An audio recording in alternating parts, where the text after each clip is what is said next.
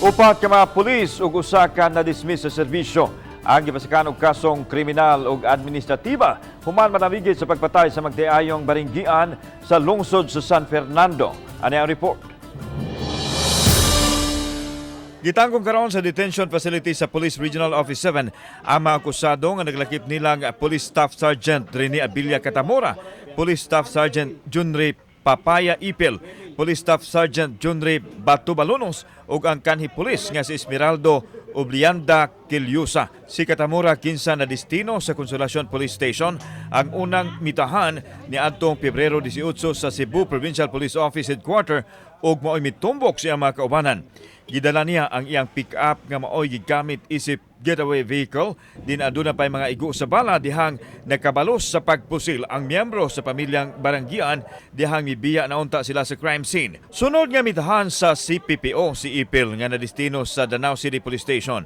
Mipirma sila og extrajudicial confession sa gihimong krimen.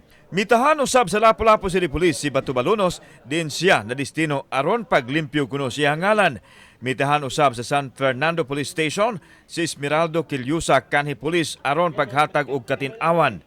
Gitumbok usab ni Catamora si Police Master Sergeant Alvin Inad sa Ronda Police Station nga kakonsabo sa krimen.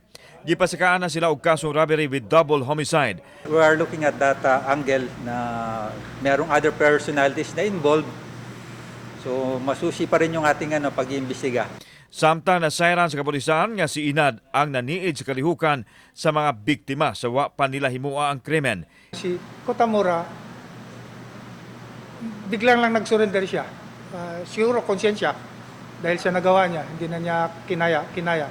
Nasaan sila sa usa ka unit pero after few months na buwag-buwag sila, nagkakahiwalay-hiwalay sila.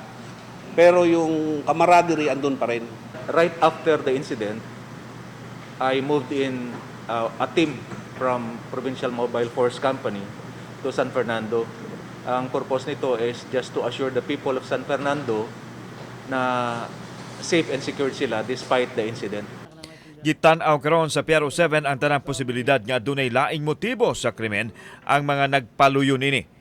These police officers constitute only a small percentage ng ating organization.